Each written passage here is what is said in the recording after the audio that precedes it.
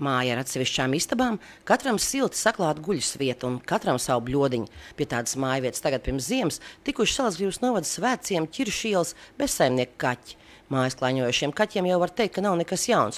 Tās jau ir izvietotas arī Rīgā, bet Svētciems ir pirmā vieta Lauku novadā. Doma ir tāda, ka mums katram gribās savu māju, un dzīvniekiem tieši tāpatās. Un tā arī tāpat tā ideja, un radās tā doma, un viss notiekās, un kaķīšiem ir sava māja, un ir kur palikt. Problēma jau sākās kāds pāris gadus atpakaļ, un tad es domāju, risināju to jautājumu, kad vajadzētu kaut ko darīt, jo mums arī blakus mājā bija 26 kaķi.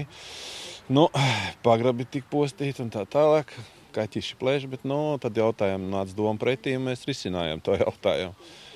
Tad Tas risinājums bija? Jā. Iemidzināja tos mincīšus, lielāko daļu.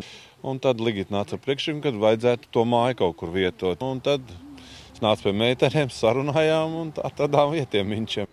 Atnestā cienests smarža, tad drīz vien ir sasaukusi visu 10 iemītnieku saimi. Visas mājiņas ir apdzīvotas, un visas 10 kaķi, kas ir, arī viņi te uzturās. Un, protams, liels paldies jāsaka tām sievietēm, kas arī rūpējās par viņām, kas ir tiešām no visas sirds par to arī padomājuši. Gan no rīta, gan vakarā, gan tiek mazgāti trauciņi un nomainīts, kā mēs smējamies, gultas veļa. Iztīp tāpat tās lapas, tagad vējš bija nomaina lupatiņi, tās mitrs, kas ir, jo vējš viņiem bišķiņ paliela tā, iekšā. Kur iet varētu būt durtiņas drusku zemāks būt, lai vējš, te lieti netiek un sniegi iekšā. Mēs izžaujām visu, lai tu tīri sakop, lai nebūtu nekādas pretenzijas. Lai viņi nelīstu pagrabos, šūņos lai nelīstu. Tāpēc labāk, lai viņi tā kā koncentrējas vienā vietā. Mums ir katram savs vārds. Viņi atsaucās, viņi mūs gaida, viņi Dainu pavada uz veikalu, man sagaida, ka es nāku mājās, un viņi mūs zina. Tātad viens no kaķu mājas izveidas mērķiem ir, lai bezsaimnieku dzīvnieki būtu viena vieta un to dzīves teritorija būtu sakopta.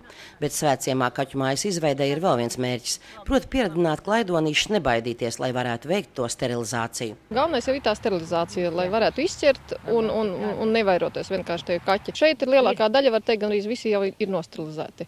Vienkārši, lai viņi būtu vienā skaistā vietiņā, lai viņiem nebūtu te kastes un kaut kādi pagraba telpas un vēl kaut kur dzīvot, bet viņi ir vienā vietā, ir skaista sakopta vietiņa, līdz ar to arī ir paraugs citiem.